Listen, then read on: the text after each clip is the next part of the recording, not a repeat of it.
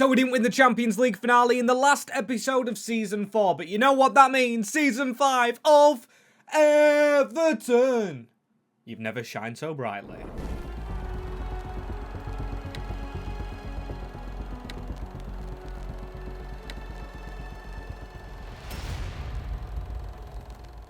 Potentially the cringiest intro of all, as this is an even better one that hopefully repays for it. Arteta's in charge of Liverpool, meaning when we won the league, spoiler alert, at Anfield, it means they must have sacked Pep Guardiola, got his old assistant in, Mikel. We doomed them as David Moyes is still in charge at this club. I don't see any managers that I do know. Arne Slot, Glasner, Valverde. Okay, so there's a few. There's also Rob Edwards. And Liverpool had a horrific season. We had a very good one. And hopefully we have a good one again as 119 million. And we are going for this in Season 5. The Champions League. The expectations are to win absolutely everything. Is David Moyes' football enough to actually do that? Well, this is the team that we do have. So the team tells me we are definitely good enough with a full over 80 bench apart from one position. And obviously we are going to make signings today, so Irie might be out. He was caught up by Tom Moss, and then Burns is almost catching him in rating. We've got Doig down here as a backup left back or left mid. In fact, a lot of backups. Got Hijaz back. He's a little bit slow on actually growing. Fletcher the same, Salmon the same, Glover and Yabuet. Still have enjoyed the academy here at Everton, and we are definitely not giving up with it, as I'm so excited for today. Right, Trufe, I am going to say great performance in the final game. That being of last season, as pre-season not announced yet. We've got a cup final to play today, which is, well, not a full cup final. It's the Community Shield, Manchester City, followed up by Palace and Fulham. Right, I do want to actually play Fulham at home because Malcolm, he always seems to beat us, but we've got to make signatures. And before anything else, we've got to see the new kits. Still sponsored by Chunk Fudge, but big shout out is in the description below. But Ads Does Football created these for this season. As you can see, the blue kit. It's got EFC written all over it. Absolutely love the design. Also, if you do want to buy some fudge from Chunk Fudge, very tasty, link down in the description. It helps fund this second channel, and as you can see, the away kit is kind of similar to the home kit in the colour scheme, but I really like this design more. Like the white is emerging, and it definitely is enough to show a disparity between both of them. We should be okay to see who's who. And Jordan Pickford, look at this, he's back in the green, no red, like he was when we beat Liverpool last year. However, with the two kits being similar, Ads has gone above and beyond with this beautifully like 3D. It reminds me of Geometry Dash, if anyone remembers that. This futuristic design, which is the third kit, which I'm hoping, if I remember, to debut in this Community Shield against Manchester City. They'll be in blue anyway, as contracts could be a problem this year. A lot of players running out. Now, our highest paid player is Scott McTominay, who is a recent new signing on 130 grand a week, so players are going to be expensive. However, players are going to be 90 rated, and they do need signing up. James Gardner, for example. If we don't win the Champions League this year, we're going to have to keep going. 100k a week for Joe Gardner. That's the most important one ticked off straight away. And for me, the vice-captain, as I'm going to hold out on Doig. Tim's been really good. Brasco's been okay. Luke the same. A lot of players expiring, but one player I'm definitely going to sign up is Tom Moss. I'm just going to delegate this one, as I've got big plans for him. Big plans. 3-year contract. Regen player, as that's another thing about this season. I've been looking at signings to make, and they do look mostly regens. Still, I'm excited to see how quality they are, with the main team only requiring one position. If we do want to go and sign in it. But I've got to say, this isn't just a main team now. This team is across the board, going in 4 competitions, hopefully trying to win all of them. So Sardella, I would like to replace. Yes, he's got pace, defending, physicality, but we need another right back. Rating-wise for the simulations, 115 million. But before anything, I am going to send these scouts out again. I really like to trust these, and these scouts always go to places you guys comment. So first of all, Nigeria. I did send a scout here before, and it didn't work, so I'm going again, and I do like the idea of Italy. That mostly down to Luca, our backup striker, who potentially could go himself. However, that 6'7" option behind a 90 rated, I think could just hold up for us. And by the way, Leonardo's stats, I have checked them a little bit more in depth to notice he doesn't have much pace, which I thought I was seeing in game. Lacking it big time. We've got Fatawu on the dynamic drill, who's also not too pacey,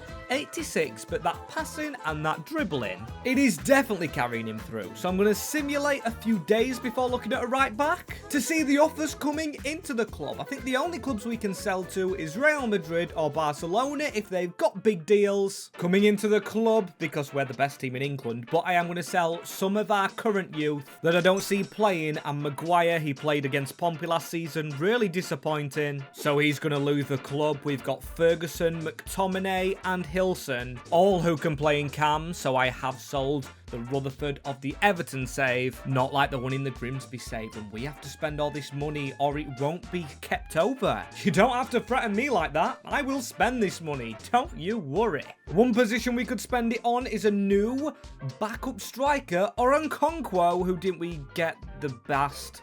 or we didn't get the best use out of him, sorry, in our Grimsby save. So he can go literally just selling backups with Will Tamen, getting some game time over at Preseason. And I'm not doing this for the money. I'm literally doing it for the game time of these younger players, not ruining their careers here. Letting them get some game time, as this is our shortlist. As you can see, it is covered. And I've been scouting high to low, as Mourinho is a right back we could actually sign, but we've got a regen player, Oscar Michalak. The main thing I'm looking for here in a signing is a different outlet on the field, not just the rating of the player. So Rico Lewis could potentially be a false back compared to Sardella, who's more physical. Zakaria El Adoui has been suggested previously and looks very good. Let's just remove all the pixelations. Let's just show you the shortlist. I'm in two minds. Right, Rico Lewis is off the list. Mourinho, despite relegated, is very similar to Sardella. So it's Oscar Michalak or Zakaria, who suggested before. I do think that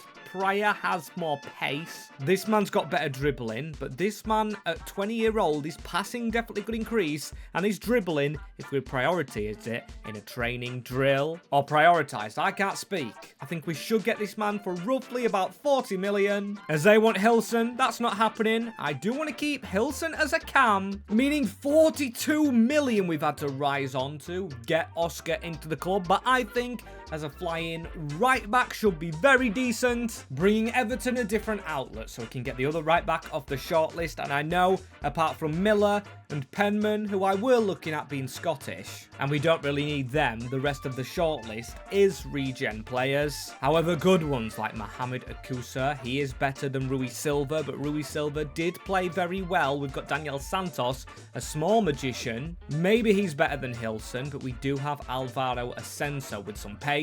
We haven't really took a Spaniard here, and he could be the backup to Marcus Leonardo if we can actually afford him. Now, the money is going to be tight with 69.1 million wanted. Now, I know we've got to spend all the money with what the board actually told us, and we've still got to sign contracts up as well, so it would be a risk. So accept 65. Now I want this man as a backup, giving us two incredible strikers. It's like Erling Haaland and Marmoush at Manchester City. So I've brought him in, very excited to see this man in a blue shirt, having to compete with the rival City, because that is the first game, and I don't know what I'm going to do with this first team for the Community Shield, as a production company wants to film. Now, judging how we are trying to win 5 trophies counting this Community Shield, I'm going to say no documentary allowed. I think David Moyes would be the type to reject it. We need no distractions, please, as we're selling a youth player, Balchaus, or Balchunas to Stoke City, a youth player that wouldn't get played here, meaning that's one easier decision who to play for the Community Shield. Leonardo scoring in pre-season, as this is Irie, the man that we signed in Season 2, actually getting a loan out to Newcastle, who have been struggling,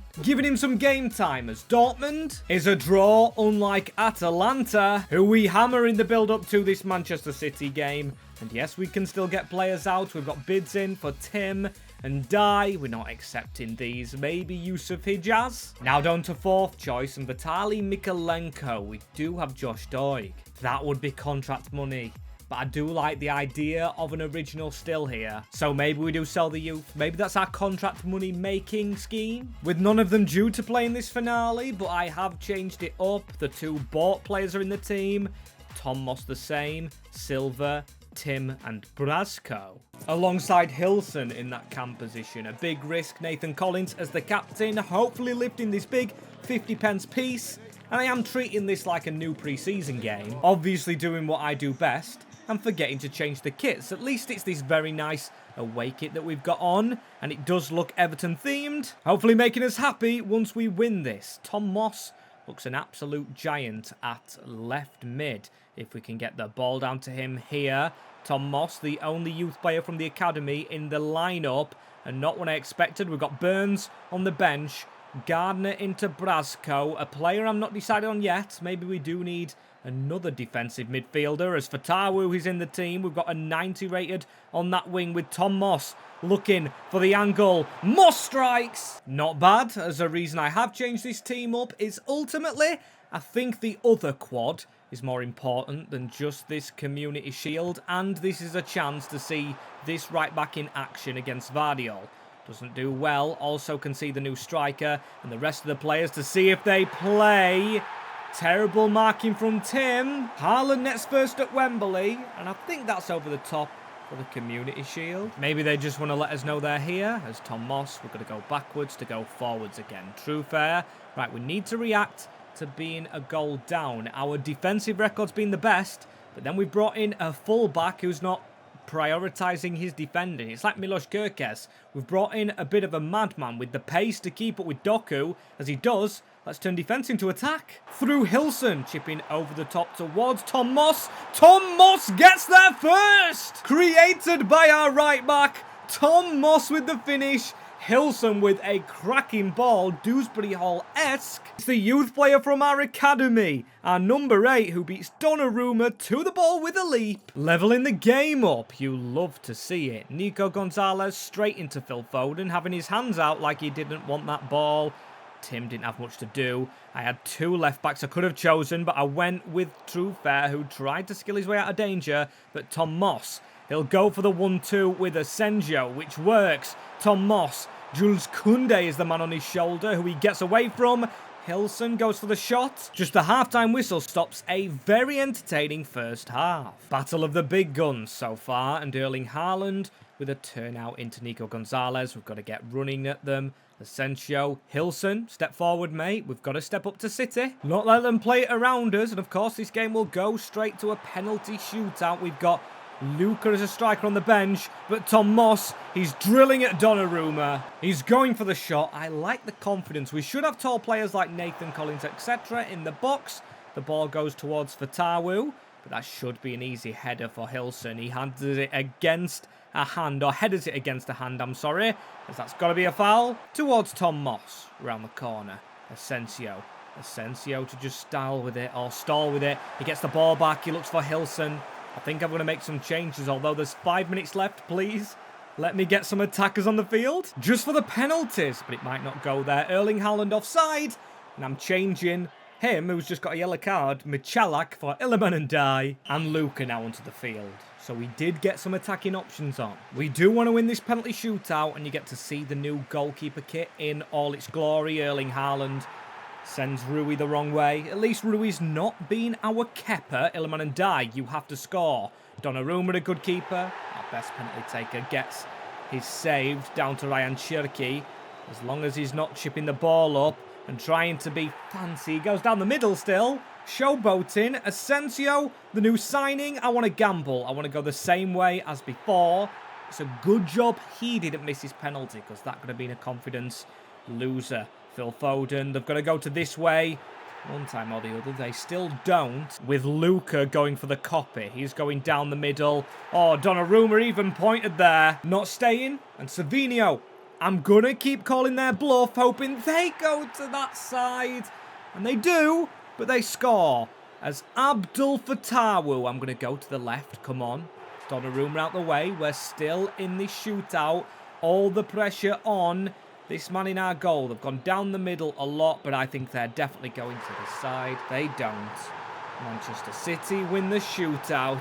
And Iliman Ndiaye missed his pen. I didn't expect him to be the one to miss. This is a glorified pre-season friendly anyway. You can see Manchester City not overly thrilled about lifting that one. And we have bigger fish to fry. Let's get going with our league, and I am going to risk a simulation of the first game. Crystal Palace not as important for me as Fulham. Fulham are pushing for the UCL as we sell Ubate from day one, and I'm going to bench and die from day one for the starting game. He did just miss a penalty, did play really well last season, but we've got to go with the youth player Tom Moss. After a goal, and I know it's a risk in a simulation, but I trust it as a 3-1 win for Everton, for Tawu at the double, plus we can rotate here, so Ndiaye probably does come in against Fulham. It looks like that game actually attracted some attention for Tom Moss, but he's going nowhere. Despite 2 starts in a row though, he is going to go to the bench, so just that change in Ndiaye,